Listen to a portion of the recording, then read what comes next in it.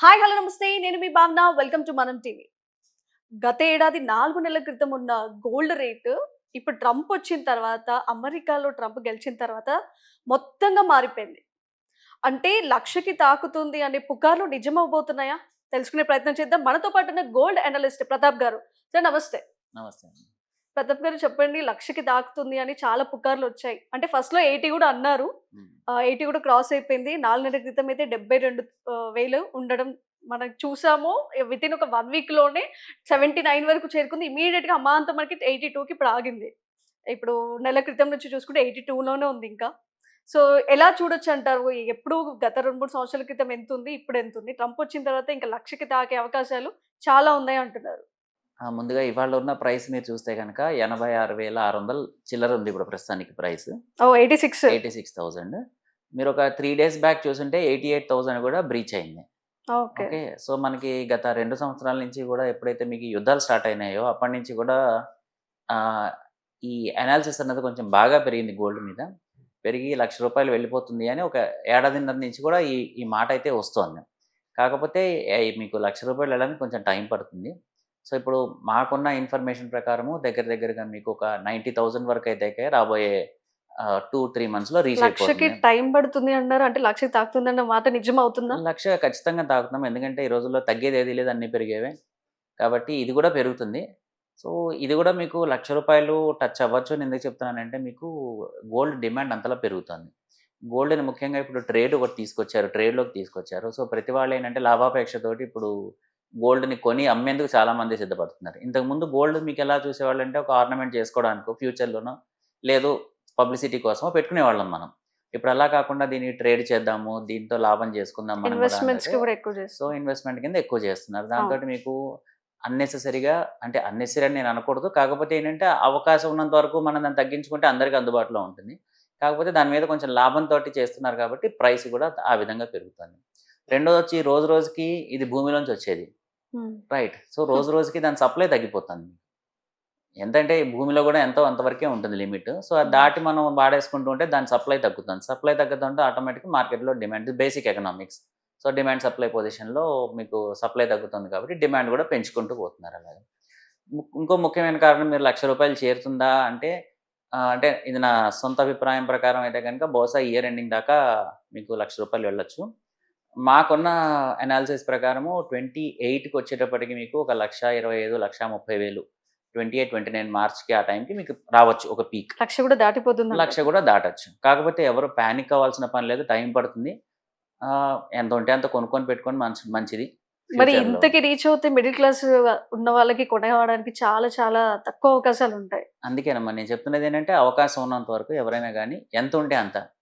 మొన్న గూడా ఎవరో మీడియా మిత్రులు ఇలాగే వచ్చి అడిగితే నేను చెప్పిందదే. ఖర్చు తగ్గించుకునే అవకాశం ఉంటే దాచుకొని కొనుక్కోండి. ఎందుకంటే మనకి ధరలు పెరుగుతున్నట్టుగా సమాంతరంగా ఆదాయాలు పెరగవు ఎప్పుడు మనకి. అవును. కాబట్టి మనకు ఉన్నంతలోనే మనం కొనుక్కోవాలి. మనకిది ఫ్యూచర్‌లో ఉపయోగపడుతుంది అనిపిస్తే గనక ఉన్నంతలో దాచుకొని కొనుక్కోవడం మంచిది. నా ఆదాయం పెరిగిన తర్వాతే నేను కొంటాను అంటే మీ ఆదాయానికి అంతనంతగా దానికి ధర వెళ్ళే అవకాశం ఉంది. గోల్డ్‌తో ఇన్వెస్ట్‌మెంట్స్ అంటే ఎలా చేసుకోవచ్చంటారు? అంటే ఇప్పుడు గోల్డ్‌ని మీకు కమోడిటీ ట్రేడింగ్ కింద తీసుకొచ్చారు. కమోడిటీ కింద తీసుకొచ్చేటప్పటికి మీరేంటంటే ఆన్‌లైన్ మీరు ట్రేడింగ్ చేసుకోవచ్చు. సో, ఇప్పుడున్న ధర మీకు ఒక అరగంట తర్వాత మారిపోతే మీరు దాన్ని అమ్మేసుకోవచ్చు. సో, ఈ ట్రేడింగ్ ప్యాటర్న్ అనేది మీకు స్టాక్ మార్కెట్‌లో ఎలా జరుగుతుందో అలా జరుగుతుంది. అంటే స్పెక్యులేషన్ చాలా ఎక్కువైపోయింది. దాంతోటి మీకు ధరల మీద చాలా దీని ప్రభావం కనబడుతుంది. ఇప్పుడు 1,00,000కి చేరుకుంటే ఒకవేళ, ఇప్పుడు మన ఈ తెలంగాణలో కొనుగోలు ఎక్కువ అవుతుందంటారా? ఇంకా తక్కువ అవుతుందంటారా? అంటే కొనుగోలు మీరు 2 రకాలుగా చూడండి. ఒకటొచ్చేసి మీ అవసరానికి కొనుక్కోవడం. రెండొచ్చేసి మీరు దాంతో లాభం చేసుకోవడానికి కొనుక్కోవడం అన్నది. అంటే ట్రేడింగ్ కోసం కొనుక్కోవడం అన్నది. సో, మీ అవసరానికి మీకు ఎప్పుడూ ఒక పరిమితి ఉంటుంది. రైట్. నా దగ్గర ఓ 100 గ్రాములుంటే చాలు. నాకు ఒక అమ్మాయి ఉంది, ఒక అబ్బాయి ఉన్నాడు. ఏదో ఒక లెక్క ఉంటుంది. ఒక కొలత ఉంటుంది దానికి. మీరు లాభాపేక్షతో చేస్తే దానికి ఒక కొలమానం లేదు, ఒక పద్ధతి లేదు. మీరు ఎంత కొనుక్కున్నా, ఎంత అమ్ముకున్నా మీకు రూ. 10 లాభం వచ్చిందంటే మీరు మళ్ళీ కొంటారు, మళ్ళీ అమ్ముతూ ఉంటారు. కాబట్టి దానికి ఒక కొలమానం అన్నది ఏమీ లేదు. కాబట్టి రూ. 1,00,000 వెళ్ళిన తర్వాత మనం ఏం చేయాలి అని ఆలోచించే బదులు నా ఉద్దేశ్యం అయితే గనక అంటే ఒక జెనరిక్ సెన్స్‌లో చెప్పాలి అనుకుంటే గనక మనకి ఎంత అవసరమో అంతవరకు కొనుక్కొని మిగిలిన వాళ్ళకి కూడా మనం అవకాశం ఇస్తే మంచిది. ఎందుకంటే మన దగ్గర ఈరోజు కెపాసిటీ ఉంది. రేపొద్దున మీరన్నట్లు మధ్య తరగతి లేదు, బిలో మిడిల్ క్లాస్ వాళ్ళు కొనుక్కోవాలంటే అందనంత భారం అయిపోతుంది. కాబట్టి ఆహ్, కామన్‌గా మనం అందరికీ చెప్పుకోదగ్గది ఏంటంటే ఎంత అవసరం ఉంటే అంతవరకు కొనుక్కోండి. కనీసం కొన్ని వస్తువులు ఇలాంటివి. లైక్ బంగారం లేకపోతే వెండి ఇలాంటివి మనకి ట్రెడిషనల్గా ఎప్పటి నుంచో వాటి మీద అందరికీ మక్కువ ఉంటుంది కాబట్టి దాన్ని అయినంత వరకు తక్కువ లాభాపేక్షతో చేసుకుంటే బాగుంటుంది. బంగారం అతిగా పెరగడానికి గల ముఖ్య కారణం ఏంటంటారు? 2, 3 కారణాలు మనం విశ్లేషించుకోవాలి. ఒకటే సింగిల్ కారణం అనకూడదు. ఫస్ట్ వచ్చేసి ఏంటంటే నేను చెప్పినట్టుగా basic economics demand supply position. మనకి 2021, 2020 తర్వాత కొత్తగా మైన్స్ కనుక్కున్నది లేదు మనం. ఓకే. మైన్స్ కనుక్కున్నా కూడా వాటిని తవ్వకాలు జరపట్లేదు. ఎందుకంటే ప్రజల్లో ఒక అవేర్‌నెస్ వచ్చింది. పొల్యూషన్ బాగా దెబ్బతింటోంది అది అని. సో, ఇన్వెస్టర్స్ కూడా చాలా స్ట్రిక్ట్ రెగ్యులేషన్స్ పెడుతున్నారు. సో, మనకి మైనింగ్ ఎప్పుడైతే తగ్గిపోయిందో అప్పుడు మీకు రా మెటీరియల్ సప్లై తగ్గింది. అప్పటి నుంచి కూడా మీకు ధరలు పెరగడం ఒకటి పెరిగింది. రెండోది వచ్చేసి సైంటిఫిక్ అప్లికేషన్స్. ఓకే. మనం వీటిని రకరకాల ఇండస్ట్రీస్‌లోను వాటిల్లోనూ గోల్డ్ యూసేజ్ పెరుగుతుంది. సో, దాంతోటి ఏంటంటే మీరు ఇంతకుముందుకు మనకు ఓన్లీ డొమెస్టిక్‌గా జ్యువెల్లరీ చేసుకోవడానికి దానికి వాడేదాన్ని ఈరోజు మనం సైంటిఫిక్ అప్లికేషన్స్‌లో కూడా మనం యూజ్ చేస్తున్నాం. సో, ప్యారలల్‌గా దానికి అటు సైడ్ నుంచి కూడా డిమాండ్ పెరిగింది. మూడోది వచ్చేటప్పటికి మనం అత్యవసరంగా మనం ఎప్పుడైనా ఉండాలి అనుకుంటే దీన్ని ఒక 100 గ్రాములు మన దగ్గర కొని పెట్టుకుంటే బాగుంటుంది అనేది మనకి ట్రెడిషనల్‌గా ఎప్పటినుంచో ఇది జరుగుతోంది. కాబట్టి అది అలాగే నడుస్తుంది. నాలుగోది ముఖ్యమైనది ఏంటంటే ట్రేడింగ్. ఎప్పుడైతే దీన్ని మనం ట్రేడ్‌గా చూస్తున్నామో లాభం చేసుకోవచ్చు అని. సో, మనకు తెలియకుండానే మనం దానికి డిమాండ్ పెంచేస్తున్నాం. అక్కడ ఉన్నది అదే కిలో ఉంటుంది కానీ మనం దాన్ని 2 కిలోలు, 3 కిలోల కింద ధరల రూపంలో పెంచేసుకుంటున్నాం. సో, ఈ 4 కారణాలుగా మనం ముందు చెప్పుకోవచ్చు. ఇంకొకటి ముఖ్యమైనది ఏంటంటే అంతర్జాతీయ పరిణామాలు. ఇంతకుముందు మనకి ఈ గ్లోబలైజేషన్ లేనప్పుడు ట్యాక్స్‌లు, టారిఫ్‌లు, రేట్లు, ఇంపోర్ట్ డ్యూటీస్ ఇవేమీ ఉండేవి కావు. పాత రోజుల్లో విదేశాలకు వెళ్తే తెచ్చుకునేవాళ్ళు, దగ్గర పెట్టేసుకునేవాళ్ళు. ఇప్పుడు అలా కాకుండా మనకేంటంటే ప్రతిదానికి కంట్రీ నుంచి బోర్డర్ మారింది అంటే ట్యాక్స్ కట్టుకోవాలి. ఈ టాక్సేషన్ అప్లికేషన్స్ అన్నీ వచ్చాయి. సో, అన్నింటికి ముఖ్యమైనది డాలర్. ఏది మీరు కొన్నా, అమ్మాలన్నా అంతర్జాతీయంగా డాలరే ముఖ్యం. సో, మనకు డాలర్ రేట్ ఎంత పెరిగితే అంటే రూపాయి ఎంత డిమినిష్ అయితే వాల్యూ మనం అంత ఎక్కువ చెల్లించుకోవాల్సొస్తుంది. సో, ఈరోజు డాలర్ రేట్ దగ్గర దగ్గర 87 ఉంది ఒక డాలర్ రేటు. సో, ఇంతకుముందు రూ. 80 ఉన్నప్పుడు మనం రూ. 80కి తెచ్చుకునేవాళ్ళం. ఇప్పుడు రూ. 87 కట్టాల్సి రూ. 7 మనమే పెంచుకున్నాం దాన్ని. అవును. సో, డాలర్ ఒక ముఖ్యమైన కారణం కింద మనం చెప్పుకోవచ్చు. మూడోదొచ్చేసి అంతర్జాతీయంగా గోల్డ్ ప్రభావం. అంటే ఇప్పుడు యుద్ధాలు జరుగుతున్నాయి. సో, ప్రతి వాళ్ళకి కూడా యుద్ధం జరిగిందనుకోండి, పెట్రోల్ మీద పెట్టే పెట్టుబడి గానీ అవన్నీ కూడా ఏంటంటే టెంపరరీ. గోల్డ్ మీద పెట్టే పెట్టుబడి వాళ్ళకి చాలా సెక్యూర్డ్‌గా అనిపిస్తుంది. సో, మీరు గమనిస్తే కనుక చైనా కానీ, లేకపోతే ఇండియా కానీ, ఇలాంటి కంట్రీస్ విపరీతంగా గోల్డ్ ఇంపోర్ట్ చేసుకొని పెట్టుకుంటున్నాయి. దానికి ఒకే ఒక ఉద్దేశం మనం ఏం ఆపాదించగలం అంటే కనుక ఏంటంటే, రేపు పొద్దున్న ఫ్యూచర్‌లో ఏదన్నా అటు ఇటు అనుకోని జరిగి డాలర్ క్రాష్ అయితే, ప్రతి వాళ్ళు మళ్ళీ గోల్డ్ మీదకొస్తారు. ఎందుకంటే గోల్డ్ అనేది ఎప్పటినుంచో మనకి ఒక ప్రమాణం. దానికి అసలు తిరుగులేదు. ఎవరు దాన్ని క్వెషన్ చేసే అవకాశం లేదు. మీరు ప్రపంచంలో ఏ దేశానికి వెళ్ళినా గానీ బంగారం బంగారమే. డాలర్ డాలర్‌గా ఉండకపోవచ్చు. రూపాయి రూపాయిగా ఉండకపోవచ్చు. కానీ బంగారం బంగారంలానే ఉంటుంది. సో, ఆ ఉద్దేశంతోటి గవర్నమెంట్స్ కూడా బ్యాంక్స్ కూడా ఏం చేస్తున్నాయంటే ఇంపోర్ట్ చేసుకొని పెట్టుకుంటున్నాయి. మనం కూడా చాలా ఇంపోర్ట్ చేసి పెట్టుకున్నాము. ఇంకొక విషయం ఏంటంటే మన దగ్గర దగ్గర దగ్గర అంటే భారతదేశంలోనే ఇళ్లల్లో దాచుకున్న బంగారం బయటికి రాకుండా ఉన్నది లెక్కలు చూస్తే గనక దగ్గర దగ్గర 25,000 టన్నుల బంగారం ఉందిట ఓహ్! భారతదేశంలో. అంటే పెద్ద పెద్ద కంట్రీస్ 10 కంట్రీలు కలిపితే కూడా మన దగ్గర ఇళ్లల్లో ఆడవాళ్ళు దాచుకున్నంత బంగారం లేదు. మన దగ్గర అంత ఎక్కువ ఉంది. 25 టన్నులన్నారా? 25,000 టన్నులు. అదే 25,000 25,000 టన్నులు. 25,000 టన్నులు. ఓకే. అంత బంగారం ఉంది అని మన రికార్డ్స్ చూపిస్తున్నాయి అలాగా. సో, మన దగ్గర ఏంటంటే ఆ బంగారం మీద వ్యామోహం మనకు చాలా ఎక్కువ. మనం దాచుకుంటూ ఉంటాం దాన్ని బయటికి తీయం. అమ్మే ఉద్దేశంతో మనం ఎప్పుడూ కొనలేదు ఎప్పుడు కూడా. కాకపోతే లాస్ట్ 10 ఇయర్స్ నుంచి మాత్రం కొంచెం ఆ దృక్పథం, ఆలోచన ధోరణి మారింది. అందరూ కొని దాన్ని అమ్మే దాంతోటి మనకు తెలియకుండానే ధరలు కూడా మనం పెంచుకుంటూ వెళ్తున్నాం. సో, రూ. 1,00,000 చేరుతుందా లేదా అంటే గనక ఇవాల్టి రోజునైతే గనక ఇమ్మీడియేట్‌గా అంత చేరే అవకాశం అయితే తక్కువే. కాకపోతే ఇయర్ ఎండింగ్‌కి రావచ్చు. ఇప్పుడు ఎందుకంటే మీరు లాస్ట్ చూసుంటే కస్టమ్స్ డ్యూటీ ఒక 9% తగ్గించారు మనకి ఇంపోర్ట్ డ్యూటీ. హ్మ్. ఇప్పుడు ఆ 9% యాడ్ చేశారనుకోండి. ఇప్పుడు ఆల్రెడీ ఉన్న 87, 86,000 మీద 9% మీరు యాడ్ చేసుకుంటే 94,000 అయిపోతుంది. సో, ఒక్క ఫ్యాక్టర్ మీదే డిపెండ్ అవ్వదు. అంటే డిమాండ్ సప్లై మీదే కాదు, లేదు అంతర్జాతీయ పరిణామాలే కాదు. లోకల్ డొమెస్టిక్ ఈక్వేషన్స్ కూడా ఉంటాయి. మన ఎకనామిక్ పాలిసీలో సపోజ్ గవర్నమెంట్ ఇంపోర్ట్ డ్యూటీ పెంచానందనుకోండి. సో, మనకు తెలియకుండానే అది రూ. 1,00,000 అయిపోతుంది. దగ్గర దగ్గర 96,000, 97,000కి వచ్చేస్తుంది. సో, ఏది ఇదిమిద్దంగా ఈ కారణం ఉంటుంది, ఇప్పటికి పెరగచ్చు అని చెప్పడం కరెక్ట్ కాదు. ఇలా చెప్పి ప్రజల్ని మనం ఏదో ఒక రకమైన వాళ్ళలో ఒక భయం క్రియేట్ చేసి, అయితే అతిగా కొనేసుకోండి, లేదు అతిగా అమ్మేసుకోండి అని చెప్పడం కూడా నా పర్సనల్ అభిప్రాయం అయితే తప్పది. కాబట్టి ఉన్న పరిస్థితుల్లో రూ. 1,00,000 ఎప్పుడెళ్తుంది అంటే బహుశా ఇయర్ ఎండింగ్‌కి రావచ్చు ఆ స్టేజ్‌కి. గోల్డ్ మీద టాక్స్ ఇప్పుడు తగ్గిందా? మరి ఇంకా ఇప్పుడు పెరిగిందా? తగ్గిందండి. తగ్గింది. ఇప్పుడు మనకి దాని ఎంత మీద పర్సెంట్ తగ్గింది? 9% తగ్గించారు. ఇంతకుముందు 15% ఉండేది. ఇప్పుడు 6% చేశారు లాస్ట్ ఇయర్ జులైలో. అవును. మొన్న బడ్జెట్‌లో అందరం అనుకున్నాము దాని మీద ఇంకా ఏమన్నా మార్పులు చేస్తారేమో అని. పెంచకుండా ఉంటే బావుండనుకున్నాం, పెంచలేదు. యాక్చువల్‌గా ఇండస్ట్రీ పరంగా మేము అనుకున్నది ఏంటంటే, ఆ 5% కూడా 6% కూడా తీసేస్తే బావుంటుంది. జనాలు ఇంకా కొనుక్కుంటారు. ఇంకొంచెం తగ్గుతుంది అని. కాకపోతే దాని మీద ఏ నిర్ణయం తీసుకోలేదు. కొన్నదానికంటే టాక్సే ఎక్కువ పోతుంది అందరికి. అంటే ఇప్పుడు టాక్స్ యాడ్ చేసుకుంటే ఇప్పుడు 1,00,000కి చేరుతున్నట్టే కదా! మనకి 80 దగ్గర కొంటే గూడా. అవునమ్మా. సో, అది పెంచలేదు కాబట్టే మనం ఈరోజు ఇంకా 86 దగ్గర ఉన్నాము. పెంచుంటే గనక మనం 93 దగ్గరికి వెళ్ళిపోయేవాళ్ళం. ఇప్పుడు గోల్డ్ అంటే ఇప్పుడు బిస్కెట్ తీసుకొని చేయించుకుంటే బావుంటుందా? ఇంత రేట్ పెరిగిన తర్వాత చాలా మంది ఆర్నమెంట్ తీసుకుంటే సరిపోతుంది అన్నట్టు. ఎందుకంటే ఆర్నమెంట్‌లో కొంచెం తక్కువొస్తుంది. అంటే అక్కడ ప్యూరిటీ కదా! ఇప్పుడు మీరు ఆర్నమెంట్ తీసుకుంటే మీకు 22 క్యారెట్ గోల్డ్ వస్తుంది.